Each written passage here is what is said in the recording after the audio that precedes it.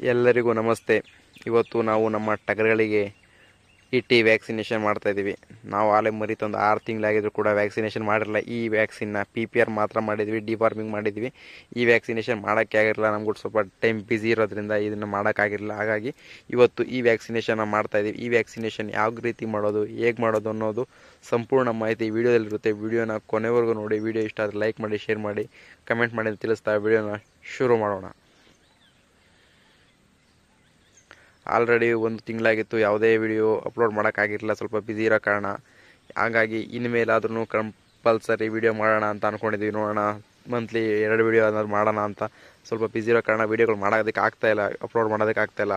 ಹಾಗಾಗಿ ಇದು ಆಲ್ರೆಡಿ ಮಾಡಿ ವಿಡಿಯೋ ಸುಮಾರು ದಿನಗಳಾಗಿತ್ತು, ಅಪ್ಲೋಡ್ ಮಾಡೋದಕ್ಕೆ ಆಗಿರಲಿಲ್ಲ. ವಿಡಿಯೋ ಎಲ್ಲ ಶೂಟ್ ಆಗಿತ್ತು, ಆದರೆ ಎಡಿಟ್ ಮಾಡೋಕ್ಕಾಗಿರಲಿಲ್ಲ. ಹಾಗಾಗಿ ಇವತ್ತು ಈ ವಿಡಿಯೋ ಅಪ್ಲೋಡ್ ಮಾಡ್ತಾಯಿದ್ದೀವಿ.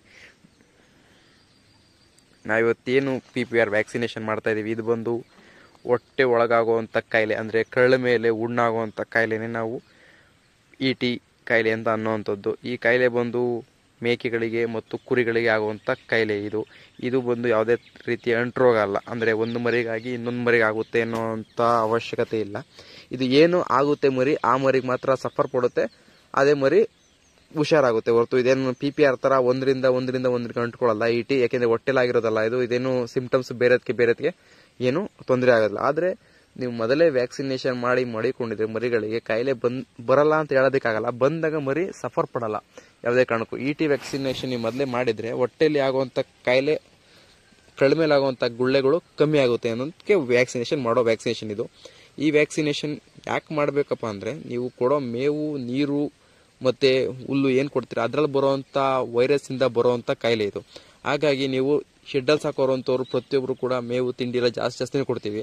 ಹಾಗಾಗಿ ಅದರಲ್ಲಿ ಏನೋ ಒಂದು ವೈರಸ್ ಬರ್ತದೆ, ನಮ್ಗೆ ಗೊತ್ತಾಗಲ್ಲ. ಆ ವೈರಸ್ಸಿಂದ ಮರಿ ಮತ್ತೆ ಇಂಜುರಿ ಆಗುತ್ತೆ, ಮತ್ತೆ ಡೆತ್ ಆಗೋ ಚಾನ್ಸ್ ಜಾಸ್ತಿ ಇರುತ್ತೆ. ಹಾಗಾಗಿ ಪ್ರತಿಯೊಂದು ವ್ಯಾಕ್ಸಿನ್ PPR ಆಗಿರ್ಬೋದು, E.T ಆಗಿರ್ಬೋದು, ಎರಡೂ ವ್ಯಾಕ್ಸಿನೇಷನ್ ಅಟ್ ಎ ಟೈಮ್ ತಂದು 2 ತಿಂಗಳು ಒಳಗಡೆ ಮಡಿಕೊಂಬಿಡಿ. ಅದೇ ಕಾರಣಕ್ಕೂ ಡಿಲೇ ಮಾಡೋಕೆ ಹೋಗ್ಬಿಡಿ. ನಮ್ದು ಈ ವ್ಯಾಕ್ಸಿನೇಷನ್ ಮಾಡೋಷ್ಟು ಲೇಟೇ ಆಗೋಯ್ತು. ಹಾಗಾಗಿ ತಂದು 2 ತಿಂಗಳೊಳಗಡೆ PPR ಪ್ಲಸ್ E.T ಎರಡೂ ತಂದು ಮಾಡ್ಕೊಂಬಿಡಿ. 25 ಡೇಸ್ ಗ್ಯಾಪ್ ಕೊಟ್ಟು ಮಡಿಕೊಂಬಿಡಿ. ಮರಿ ನೀಟಾಗಿ ಸೆಟ್ ಮಾಡಿ ಮಡಿಕೊಳ್ಳಿ.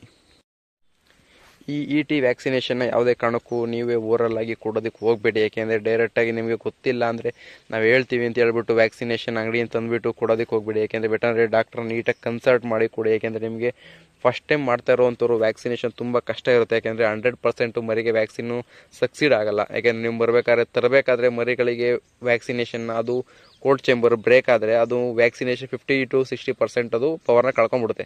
ಹಾಗಾಗಿ ಅದರಿಂದ ಕೋಲ್ಡ್ ಚೇಂಬರ್ಲಿ ಇರಬೇಕು. ಆಮೇಲೆ ಅದರ ವ್ಯಾಕ್ಸಿನೇಷನ್ ಮಿಕ್ತು ಅಂದ್ಬಿಟ್ಟು ನಿಮ್ಮ ಮನೆ ಫ್ರಿಡ್ಜ್ ಇದೆ ಅಂತ ಯಾವುದೇ ಕಾರಣ ಫ್ರಿಡ್ಜ್ ಇಡಕ್ಕೆ ಹೋಗಬೇಡಿ. ಮಿಕ್ಕಿದ್ರೆ ಅದು ವೇಸ್ಟೇ, ಅದು ಯಾವುದೇ ಕಾರಣಕ್ಕೂ ಯೂಸ್ ಮಾಡೋದಕ್ಕಾಗಲ್ಲ. ಒಂದ್ಸಲಿ ಅದು OL ಓಪನ್ ಆಯಿತು ಅಂದರೆ ಅದು ವೇಸ್ಟೇ, ಅದು ಬಿಸಾಡಬೇಕಾಗ್ತದೆ. ಹಾಗಾಗಿ ನೀವು ಯಾವುದೇ ಕಾರಣಕ್ಕೂ ಮತ್ತೆ ರಿಪೀಟ್ ಅದೇ ಮಿಕ್ಕೈತೆ ಅಂತ ಯೂಸ್ ಮಾಡೋದಕ್ಕೆ ಹೋಗಬೇಡಿ. ನಂತರ ಏನಪ್ಪ ಅಂದರೆ ವ್ಯಾಕ್ಸಿನೇಷನ್ ಒಂದಕ್ಕಿಂತ ಇನ್ನೊಂದಕ್ಕೆ ಮಾಡಬೇಕಾದ್ರೆ ನೋಡಿ ಮರಿಗಳು ಯಾವುದು ಹೆಲ್ದಿ ಆಗಿದೆ ಅದಕ್ಕೆ ಬೇಕಾದ್ರೆ ಸೇಮ್ ಸಿರಿಂಜ್ನ ಯೂಸ್ ಮಾಡಿ, ಇಲ್ಲಾಂದರೆ ಸಿರಿಂಜ್ನ ಚೇಂಜ್ ಮಾಡಿ. ಈಗ ಒಂದು ಶೆಡ್ಡಲ್ಲಿ ನಿಮ್ಗೆ ಗೊತ್ತಿರುತ್ತೆ, ಒಂದು 5 ಇಂದ 6 ಮರಿ ವೀಕ್ ಇರೋ ಮರಿಗಳಿಗೆ ಬೇರೆ ಸಿರಿಂಜ್ ಯೂಸ್ ಮಾಡಿ. ಮಾಮೂಲಿ ಹೆಲ್ದಿ ಇರೋ ಮರಿಗಳಿಗೆ ಏನಾಗಲ್ಲ, ಒಂದೇ ಸಿರಿಂಜ್ನ ಪ್ರತಿಯೊಂದು ಮರಿ ಕೂಡ ಯೂಸ್ ಮಾಡ್ಬೋದು. ಈ E.T ವ್ಯಾಕ್ಸಿನೇಷನ್ ಏನಿದೆ ಇದು ನಿಮ್ಮ ಗೌರ್ಮೆಂಟ್ ಹಾಸ್ಪಿಟಲಲ್ಲಿ ಸಿಗುತ್ತೆ, ವೆಟರ್ನರಿ ಹಾಸ್ಪಿಟಲಲ್ಲಿ ಸಿಗುತ್ತೆ. ಇದಕ್ಕೇನು ನೀವು ಕಾಸು ಕೊಟ್ಟು ಪರ್ಚೇಸ್ ಮಾಡಬೇಕು ಅಂತ ಏನಿಲ್ಲ. ಯಾಕೆಂದರೆ 5-6 ಮರಿ ಸಾಕಿರೋವಂಥವ್ರು ಸುಮ್ಮನೆ ಒಂದು OL ತೊಗೊಂಡು ಸುಮ್ಮನೆ ವೇಸ್ಟ್ ಆಗ್ತದೆ.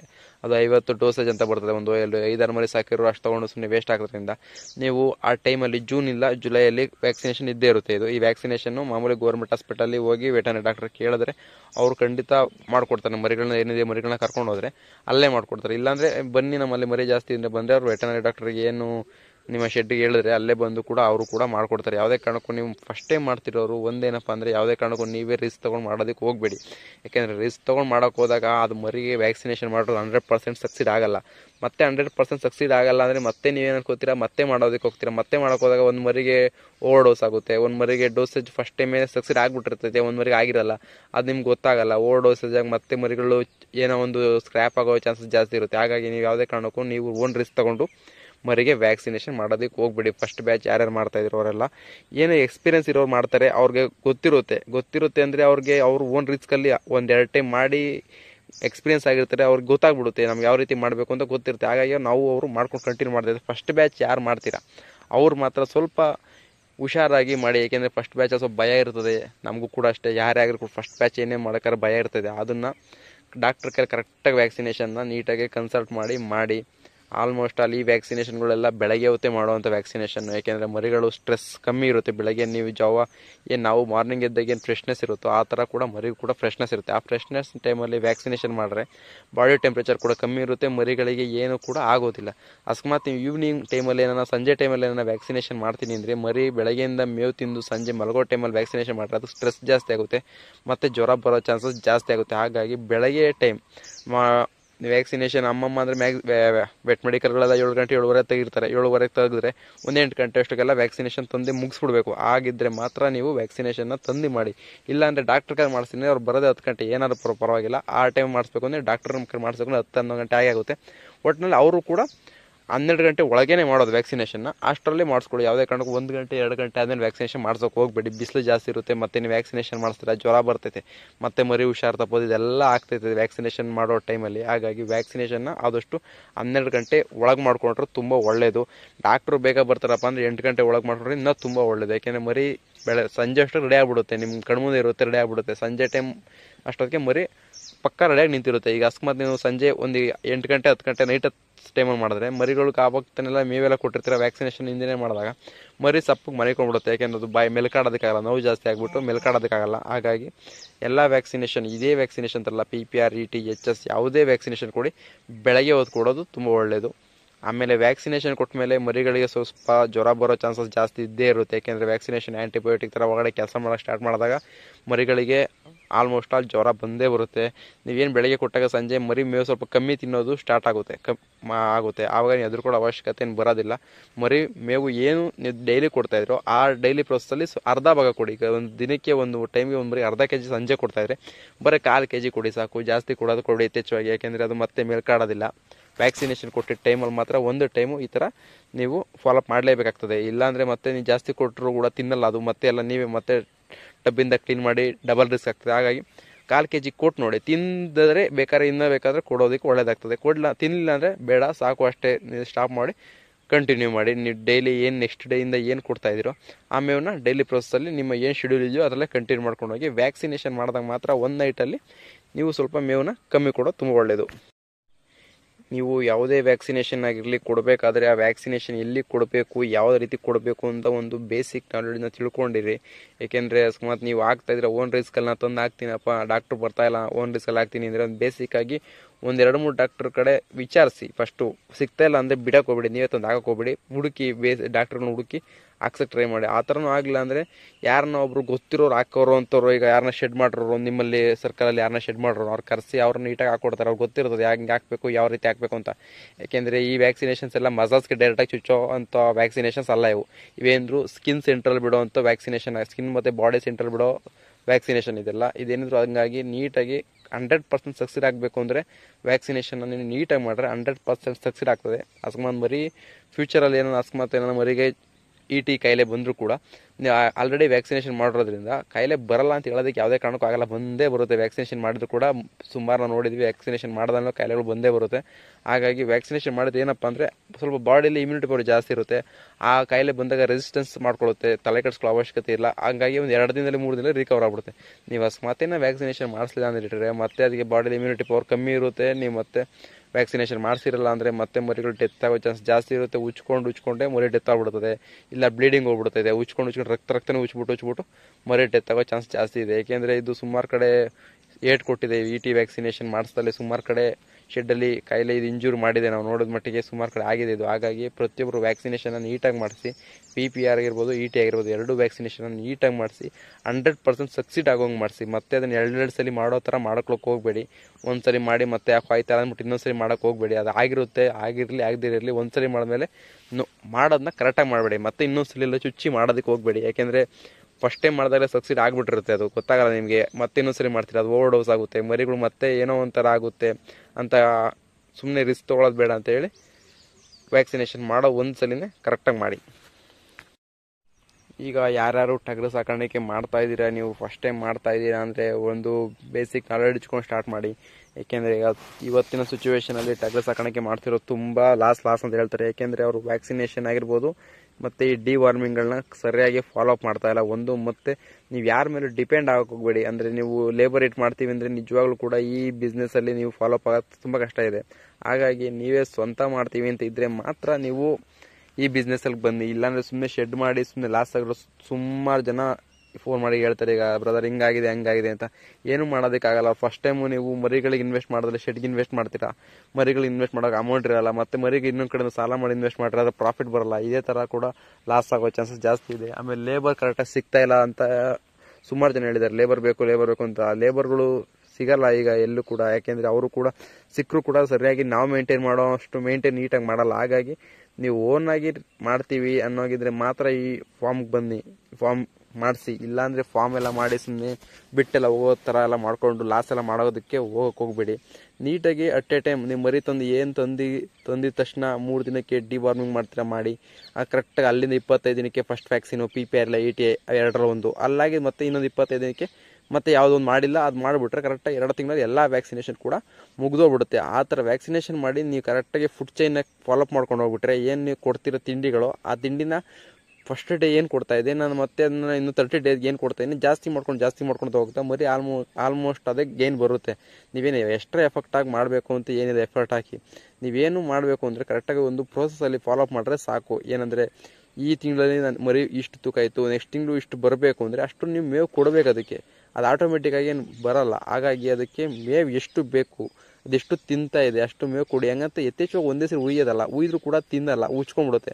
ಒಂದು ಬ್ಯಾಲೆನ್ಸಿಂಗ್ ಅಂದರೆ ಒಂದೊಂದೇ 100 ಗ್ರಾಮೇ ಜಾಸ್ತಿ ಮಾಡ್ಕೊಂಡು ಹೋದರೆ ಮರಿ ಬ್ಯಾಲೆನ್ಸಿಂಗ್ ಆಗಿ ವೆಯ್ಟ್ ಬರುತ್ತೆ. ನೀವು ಒಂದೇ ಸರಿ 1 kg ಹಾಕಿ ಮತ್ತೆ ಅರ್ಧ kg ಕಮ್ಮಿ ಮಾಡಿದ್ರೆ ಮರಿ ವೆಯ್ಟ್ ಬಂದಿರೋದು ಕೂಡ ಕಮ್ಮಿ ಆಗಿಬಿಡುತ್ತೆ. ಒಂದು ಬ್ಯಾಲೆನ್ಸಲ್ಲಿ ಮೇಂಟೈನ್ ಮಾಡ್ಕೊಂಡು ಹೋಗಿ ಸಾಕಿ ಅಂತ ಹೇಳ್ತೀವಿ ನಾವು. ಏಕೆಂದರೆ ಈ ಫೀಲ್ಡಲ್ಲಿ ಸುಮಾರು ಜನ ಮಾಡಿ ಬಿಟ್ಟು ಸುಮಾರು ಜನ ಹೋಗಿದ್ದಾರೆ. ನಮ್ಗೆ ಗೊತ್ತಿರೋರಿಗೆ ಸುಮಾರು ಜನ ಬಿಡ್ತಾ ಇದ್ದಾರೆ. ಯಾಕೆಂದರೆ ಮಾಡೋದಕ್ಕಾಗ್ತಿಲ್ಲ ಅಂದರೆ ಶೆಡ್ ಮಾಡಿ ಲಾಸ್ ಆಯಿತು ಅಂತ ಬಿಡ್ತಾ ಇದ್ದಾರೆ. ಸುಮಾರು ಜನ ಬಿಡ್ತಾ ಇದ್ದಾರೆ. ಹಾಗಾಗಿ ನೀವು ಹೇಳೋದು ಅಷ್ಟೇ, ಮಾಡೋರು ಯಾರೇ ಮಾಡಿ ಸ್ಟಾರ್ಟಿಂಗಲ್ಲಿ 5 ರಿಂದ 6 ಮರಿ ತೊಗೊಂಬನ್ನಿ, ಸಾಕಿ, ಆಮೇಲೆ ನೋಡಿ ನಿಮ್ಗೆ ಅದರಲ್ಲಿ ಪ್ರಾಫಿಟ್ ಬರ್ತಾ ಇದೆಯಾ ಇಲ್ವಾ ಅಂತ. ಆಮೇಲೆ ಬೇಕಾದ್ರೆ ಶೆಡ್ಗೆ ಕೈ ಹಾಕಿ. ಇಲ್ಲಾಂದರೆ ಒಂದೇ ಸಲ ನೀವು ಶೆಡ್ಗೆ 10 ಲಕ್ಷ ಕೈ ಹಾಕ್ಬಿಟ್ಟು ಮರಿಗಳು ತಂದು ಬಿಟ್ಟಾದ್ಮೇಲೆ ನಮ್ಗೆ ಲಾಸ್ ಆಯಿತು ಅಂದರೆ ಶೆಡ್ದು ಅಮೌಂಟ್ ಹೋಯಿತು ಮತ್ತು ಮರಿದು ಅಮೌಂಟ್ ಹೋಯಿತು. ಹಾಗಾಗಿ ಒಂದೇ ಸರಿ ನೀವು ಶೆಡ್ಗೆ ಅಮೌಂಟ್ ಹಾಕೋಕೆ ಹೋಗಬೇಡಿ. ಮರಿಗೆ ಅಮೌಂಟ್ ಹಾಕಿ, ಒಂದು 5 ಮರಿಗೆ ಅಮೌಂಟ್ ಹಾಕಿ, ಒಂದು 50,000 ಅಮೌಂಟ್ ಹಾಕಿ. ನೀವು ಹೆಂಗೆ ಲಾಸ್ ಆದರೂ ಹಾಕಿರೋ ಅಮೌಂಟ್ ಅಂತೂ ರಿಟರ್ನ್ ಬರುತ್ತೆ. ರಿಟರ್ನ್ ಬಂದಮೇಲೆ ನಿಮ್ಮ ಕೈ ಮಾಡೋಕ್ಕಾಗುತ್ತೆ ಇಲ್ಲ ಅಂತ ಗೊತ್ತಾಗ್ಬಿಡುತ್ತದೆ. ನಾನು 5 ಮರಿ ಮಾಡ್ತಾ ಇದ್ದೀನಪ್ಪ ಅಂತ ಗೊತ್ತಾದರೆ ನಿಮ್ಮ ಕೆಪಾಸಿಟಿ ಗೊತ್ತಾಗ್ಬಿಡುತ್ತೆ. ನಾನು 50 ಮರಿ ತಂದರೂ ಕೂಡ ನಾನು ಮಾಡ್ತೀನಿ, ಶೆಡ್ ಮಾಡ್ಕೊಂಡು ಮಾಡ್ತೀನಿ ಕೆಪಾಸಿಟಿ ಗೊತ್ತಾದಾಗ ಬೇಕಾದ್ರೆ ನೀವು ದೊಡ್ಡದಾಗಿ ಎಷ್ಟು ದೊಡ್ಡದು ಬೇಕೋ ಶೆಡ್ ತೊಗೊಂಡು ಮಾಡಿ, ಬೇಕಾದ್ರೆ ಮಾಡ್ಕೊಂಡು ಮಾಡಿ. ಒಂದೇ ಸಲ ಮಾತ್ರ ಯಾವುದೇ ಕಾರಣ ಶೆಡ್ ಮಾಡಿ ಮಾಡೋದಕ್ಕೆ ಹೋಗಬೇಡಿ. ಈಗ ನೀವು ಯಾರು ಹೊಸ್ದಾಗಿ ಶೆಡ್ ಮಾಡಬೇಕು ಅಂತಿದ್ರು, ಅವರು ಒಂದು ಕಡೆ ಟ್ರೈನಿಂಗ್ ತೊಗೋತಿರೋ, ಇಲ್ಲ ವೆಟನರಿ ಡಾಕ್ಟರ್ ಕಡೆ ಕನ್ಸಲ್ಟ್ ಮಾಡ್ತಿರೋ, ಇಲ್ಲ ಯಾವುದನ್ನ ಫಾರ್ಮ್ ವಿಸಿಟ್ ಮಾಡ್ತಿರೋ, ಇಲ್ಲ ಯಾರನ್ನ ಚೆನ್ನಾಗಿ ಎಕ್ಸ್ಪೀರಿಯನ್ಸ್ ಇರೋರನ್ನ ಕೇಳ್ತಿರೋ, ಅದು ನಿಮ್ಗೆ ಬಿಟ್ಟಿದ್ದು. ಒಟ್ಟಿನಲ್ಲಿ ಏನಪ್ಪ ಅಂದರೆ ಮಾಡಬೇಕಾದ್ರೆ ಕರೆಕ್ಟಾಗಿ ಫಸ್ಟ್ ಆಫ್ ಆಲ್ ಬೇಸಿಕ್ ಕರೆಕ್ಟಾಗಿ ಚೆನ್ನಾಗಿ ಮಾಡಿಕೊಂಡಿರಿ. ಅಂದರೆ ಒಂದು ವ್ಯಾಕ್ಸಿನೇಷನ್ ಮಾಡೋದು ಯಾವ ರೀತಿ ಇರ್ಬೋದು, ಒಂದು ಡಿವಾರ್ಮ್ ಮಾಡೋದು ಯಾವ ರೀತಿ ಇರ್ಬೋದು, ಮತ್ತು ಒಂದು ಮರಿಗೆ ಸಡನ್ನಾಗಿ ಹುಷಾರು ತಪ್ಪರೆ ಏನು ಮಾಡಬೇಕು, ಆ ಬೇಸಿಕ್ಕನ್ನು ತಿಳ್ಕೊಂಡಿದ್ರೆ ನೀವು ಫಾಲೋಅಪ್ ಆಗಿಬಿಡ್ತೀರ. ಒಂದೇ ಸಲ ನೀವು ನಾನು ಶೆಡ್ ಮಾಡಿ ಎಲ್ಲ ತಿಳ್ಕೊತೀನಿ ಅಂತ ಹೋದರೆ ಆಗೋದಿಲ್ಲ. ಮರಿಗಳು ಸುಮ್ಮನೆ ಹಾಳಾಗ್ತದೆ, ಡೆತ್ ಆಗೋ ಚಾನ್ಸಸ್ ಜಾಸ್ತಿ ಇರ್ತದೆ, ಶೆಡ್ಡಲ್ಲಿ ಮರಿಗಳು ಸಾಯೋ ಚಾನ್ಸಸ್ ಜಾಸ್ತಿ ಇರುತ್ತೆ. ಹಾಗಾಗಿ ಒಂದು ಕಡೆ ಯಾರನ್ನ ಕೇಳಿ ನೀಟಾಗಿ ತಿಳ್ಕೊಂಡು ನೀಟಾಗಿ ಮಾಡಿ. ಯೂಟ್ಯೂಬಲ್ಲಿ ನಾವು ಹೇಳ್ತೀವಿ ಅಂದ್ಬಿಟ್ಟು ನೀವೆಲ್ಲ ಸ್ಟಾರ್ಟ್ ಮಾಡೋಕ್ಕೆ ಹೋಗಿ ಸುಮ್ಮನೆ ರಿಸ್ಕ್ ಆಗಿ ತುಂಬ ಜನ ಕೇಳ್ತಾರೆ ಈಗ ಫೋನ್ ಮಾಡಿ, ಸರ್ ಹಿಂಗೆ ಏನು ಅಂತ. ಅವ್ರು ಹೇಳೋದು ಒಂದೇ, ನಾವೇನಪ್ಪ ಅಂದ್ರೆ ನೀಟಾಗಿ ಫಾಲೋಅಪ್ ಮಾಡಿ. ಮರಿಗಳನ್ನ ತರೋದು ದೊಡ್ಡದಲ್ಲ, ಸಾಕೋದು ದೊಡ್ಡದಲ್ಲ. ಮರಿ ಯಾವ ರೀತಿ ತರ್ತೀರಾ, ಯಾವ ರೀತಿ ಸಾಕ್ತೀರಾ ಅನ್ನೋದು ಡಿಪೆಂಡ್ ಆಗ್ತದೆ. ನೀವು ಎಲ್ಲ ಮರಿಗಳು ತಂದ್ಬಿಟ್ಟು ನಾನು ವೆಯ್ಟ್ ಗೇನ್ ಬರ್ತೀನಿ ಅಂದರೆ ಕಷ್ಟ ಆಗ್ತದೆ, ಆಗೋದಿಲ್ಲ. ಅದು ಒಳ್ಳೆ ಬ್ರೀಡಲ್ಲಿ ಅಂದರೆ ಇರೋ ಜಾತಿ, ಯಾವುದೇ ಜಾತಿ ತನ್ನಿ, ಆ ಜಾತಿಲಿ ಟಾಪ್ ಜಾತಿ ತಂದು ಸಾಕಿ. ಮತ್ತು ಅದಕ್ಕೆ ಈ ಬ್ರೀಡಿಂದ ಆ ಬ್ರೀಡ್ಗೆ ಕ್ರಾಸ್ ಮಾಡೋ ಬ್ರೀಡ್ ಆಗಿರಲಿ, ಕ್ರಾಸ್ ಬ್ರೀಡ್ ಆ ಥರ ಅದಕ್ಕೆ ಹೋಗಬೇಡಿ. ಒಂದೇ ಬ್ರೀಡು, ನೀವು ಯಾವ ಬ್ರೀಡನ್ನು ಸಾಕಿ ಅದು ನಿಮ್ಮ ಮೇಲೆ ಡಿಪೆಂಡು, ನಿಮ್ಮ ಮಾರ್ಕೆಟ್ ಮೇಲೆ ಡಿಪೆಂಡು. ನಿಮ್ಮ ಮಾರ್ಕೆಟಲ್ಲಿ ಒಂದು ಮಾರ್ಕೆಟಲ್ಲಿ ಈ ಕುರಿ ಡಿಮ್ಯಾಂಡ್ ಇರುತ್ತೆ, ಒಂದು ಮಾರ್ಕೆಟಲ್ಲಿ ಕೆಂಗುರಿ ಡಿಮ್ಯಾಂಡ್ ಇರುತ್ತೆ, ಒಂದು ಕಡೆ ಎಳಗ ಡಿಮ್ಯಾಂಡ್ ಇರುತ್ತೆ. ಅದು ಅವ್ರ ಮಾರ್ಕೆಟ್ ಮೇಲೆ ಡಿಪೆಂಡ್ ಆಗಿರುತ್ತೆ. ಹಾಗಾಗಿ ಯಾವುದು ನಿಮಗೆ ಕನ್ಸರ್ಟ್ ಅನ್ಸುತ್ತೋ ಅದನ್ನು ನೀಟಾಗಿ ಮಾಡ್ಕೊಂಡೋಗಿ. ಈ ಎಳಗ ಏನಪ್ಪ ಅಂದರೆ ಲಾಂಗ್ ಪ್ರೋಸೆಸ್ ಆಗ್ತದೆ. ವರ್ಷನ ಶಾರ್ಟ್ ಪ್ರೋಸೆಸ್ಸಲ್ಲಿ ಮಾಡೋವಂಥವ್ರು ಕೆಂಗುರಿ ಮಾಡೋದು ತುಂಬ ಒಳ್ಳೆಯದು. ಇದು ಲಾಂಗ್ ಪ್ರೋಸೆಸ್ ಆಗ್ತದೆ. ಮ್ಯಾಕ್ಸಿಮಮ್ ಏನಂದ್ರೆ 6 ರಿಂದ 7 ತಿಂಗಳು ಬೇಕೇ ಬೇಕು. ನೀವು ಒಂದು ಬ್ಯಾಚ್ ಸ್ಟಾರ್ಟ್ ಮಾಡ್ತೀವಿ, ನಾವು ಎಂಡ್ ಮಾಡ್ತೀವಿ ಅಂದರೆ 6 ರಿಂದ 7 ತಿಂಗಳು ಬೇಕೇ ಬೇಕು. ಹಾಗಾಗಿ ನೀವೆಲ್ಲ ಯಾರ್ಯಾರು ಮಾಡಬೇಕು ಅಂದ್ಕೊಂಡಿದ್ರು ಅವ್ರು ನೋಡ್ಕೊಳ್ಳಿ, ನಮಗೆ ಯಾವ ಥರ ರೊಟೀನ್ ಇದೆ, ಮಂತ್ಲಲ್ಲಿ ನಮಗೆ ಇನ್ಕಮ್ ಯಾವ ಥರ ಬರುತ್ತೆ, ಸೋರ್ಸ್ ಆಫ್ ಇನ್ಕಮ್ ಯಾವುದಿದೆ, ನಾವು ಈ ಮರಿಗೆ ದುಡ್ಡಲ್ಲಿಂದ ಹಾಕಬೇಕು, ಅವೆಲ್ಲ ನೀಟಾಗಿ ತಿಳ್ಕೊಂಡು ಆದಮೇಲೆ ಮರಿಗೆ ಹಾಕಿ ಕೈಯ. ಇಲ್ಲಾಂದರೆ ಮರಿಗೆ ಹೆಂಗೋ 10 ಲಕ್ಷ ಕೊಟ್ಟು, ಶೆಡ್ಗೆ 10 ಲಕ್ಷ ಕೊಟ್ಟು ಎಲ್ಲ ನಿಮ್ಗೆ ಖರ್ಚು ಮಾಡಿಬಿಟ್ಟು ಮತ್ತೆ ಮರಿಗಳಿಗೆ ಮೇವಿಲ್ದಂಗೆ ಆದಾಗ ತುಂಬ ಕಷ್ಟ ಆಗ್ತದೆ. ಏನಾಗಿದೆ ಅಂದರೆ ಸುಮಾರು ಜನ ಎಲ್ಲ ಸುಮಾರು ದೊಡ್ಡ ದೊಡ್ಡ ಫಾರ್ಮ್ಗಳೆಲ್ಲ ಮಾಡಿ ಮರಿ ಬಿಡೋದಕ್ಕಾಗದೇ ಹೋಗ್ಬಿಟ್ಟಿದ್ದಾರೆ ರಿಟರ್ನು. ಹಾಗಾಗಿ ಯಾರು ಕೂಡ ಆ ಥರ ಮಾಡ್ಕೊಳ್ಳೋದಕ್ಕೆ ಹೋಗಬೇಡಿ. ಕಮ್ಮಿ ಮರಿ ತಂದು ಚೆನ್ನಾಗಿ ಗ್ರೋತ್ ಮಾಡಿ ದುಡ್ಡು ಮಾಡಿ ಆಮೇಲೆ ಬೇಕಾದರೆ ನೀವು ದೊಡ್ಡದಾಗನ ಮಾಡಿ ಬೇಕಾದ್ರೆ ಮಾಡುವಂಥ ಕೆಪಾಸಿಟಿ ನಿಮ್ಗೆ ಬಂದ್ಬಿಡುತ್ತೆ. ಒಂದೇ ಸಲ ದೊಡ್ಡದಾಗಿ ಮಾಡ್ತೀನಿ ಇದು ಹೋದಾಗರು ತುಂಬ ಜನ ಏಟ್ ತಿಂದರೆ ನೋಡಿದ್ದೀವಿ. ಹಾಗಾಗಿ ನೀಟಾಗಿ ಚಿಕ್ಕದಾಗಿನ ಸ್ಟಾರ್ಟ್ ಮಾಡಿ ದೊಡ್ಡದು ಮಾಡಿ. ಇದಾಗಿತ್ತು ET ವ್ಯಾಕ್ಸಿನೇಷನ್ ಬಗ್ಗೆ ನಮ್ಗೆ ಗೊತ್ತಿರೋಂಥ ಸ್ವಲ್ಪ ಮಾಹಿತಿನ ಇದರಲ್ಲಿ ಹಂಚ್ಕೊಂಡಿದ್ದೀವಿ. ಇದಕ್ಕಿಂತ ಯಥೇಚ್ಛವಾಗಿ ಗೊತ್ತಿರೋವಂಥವ್ರು ಬಹಳ ಜನ ಇರ್ತಾರೆ. ಅವರು ಕೂಡ ಈ ವಿಡಿಯೋ ನೋಡ್ತಾ ಇದ್ದಾರೆ, ಕಮೆಂಟ್ ಸೆಕ್ಷನಲ್ಲಿ ತಿಳಿಸಿ. ಈಗ ಗೊತ್ತಿಲ್ಲದಿರೋ ಜನಗಳಿಗೆ ಸ್ವಲ್ಪ ಹೆಲ್ಪ್ ಆಗುತ್ತೆ, ಯಾಕೆಂದರೆ ಅವ್ರು ಯಾವ ರೀತಿ ಯಾವ ಟೈಮಲ್ಲಿ ವ್ಯಾಕ್ಸಿನೇಷನ್ ಮಾಡಬೇಕು ಅಂತ ಗೊತ್ತಿರಲ್ಲ. ಹಾಗಾಗಿ ಯಾರಾದರೂ ನೋಡ್ತಾ ಇದ್ರೆ ಇದಕ್ಕಿಂತ ಚೆನ್ನಾಗಿ ಬ್ರೀಫಾಗಿ ಗೊತ್ತಿರೋರಿದ್ರೆ ಕಮೆಂಟ್ ಸೆಕ್ಷನಲ್ಲಿ ತಿಳಿಸಿ. ನಾವು ನಾರ್ಮಲ್ಲಾಗಿ ಸಂಜೆ ಮಾಮೂಲಿ ಏನು ಮೇವು ಕೊಡ್ತಾಯಿದ್ವಿ ಅದೇ ಮೇವು ಕೊಟ್ವಿ, ಅದೇನು ಬಿಡಲಿಲ್ಲ. ಮಾಮೂಲಿ ಇವತ್ತು ಡೈಲಿ ನಾವು 6 ಗಂಟೆಗೆ ಮೇವು ಕೊಡ್ತಾಯಿದ್ವಿ, ಇವತ್ತು 4 ಗಂಟೆಗೆ ಮೇವು ಕೊಟ್ಟಿದ್ವಿ. ಏಕೆಂದರೆ ನೋಡೋಣ ಮೇವು ತಿನ್ನುತ್ತೋ ಇಲ್ವೋ ಅಂದ್ಬಿಟ್ಟು ಯಾವುದೇ ಕಾರಣಕ್ಕೂ ಮರಿ ಯಾವುದೂ ಮೇವೇನು ಬಿಡಲಿಲ್ಲ, ಎಲ್ಲ ತಿನ್ಕೊಂಡು ನೀಟಾಗಿ ಮನೆಕೊಂಡಿತ್ತು. ಮಾಮೂಲಿ ಡೈಲಿ ಏನು ತಿಂತಾಯಿತ್ತು ಮೇವು ಅಷ್ಟೇ ಮೇವು ತಿಂತು, ಏನು ಕಮ್ಮಿ ಏನು ತಿನ್ನಲಿಲ್ಲ, ಯಾವುದೂ ಏನು ಬಿಡಲಿಲ್ಲ, ಎಲ್ಲ ನೀಟಾಗೆ ತಿನ್ಕೊತ್ತು. ಒಂದು ಕಾಳು ಬಿಡಲ, ಒಂದು ಸ್ವಲ್ಪ ಜೋಳನೂ ಕೂಡ ಬಿಡಲಿಲ್ಲ. ಹಾಗಾಗಿ ವ್ಯಾಕ್ಸಿನೇಷನ್ ಹಾಕಿರೋದ್ರಿಂದ ಯಾವುದೇ ಥರ ಜ್ವರ ಬಂದಿರೋ ರೀತಿ ಏನು ಕಾಣ್ತಾ ಇಲ್ಲ. ಮರಿಗೆ 100% ವ್ಯಾಕ್ಸಿನೇಷನ್ನು ಆಗಿದೆ ಅನ್ನೋವಂಥ ಒಂದು ನಂಬಿಕೆ ನಮಗೆ ಇದೆ ಅಂತ ಹೇಳ್ತಾ ಈ ವಿಡಿಯೋಗೆ ಎಂಡ್ ಮಾಡೋಣ. ವಿಡಿಯೋ ಇಷ್ಟ ಆಗಿದೆ ಲೈಕ್ ಮಾಡಿ, ಶೇರ್ ಮಾಡಿ, ಕಮೆಂಟ್ ಮಾಡಿ ತಿಳಿಸ್ತಾ ಧನ್ಯವಾದಗಳು.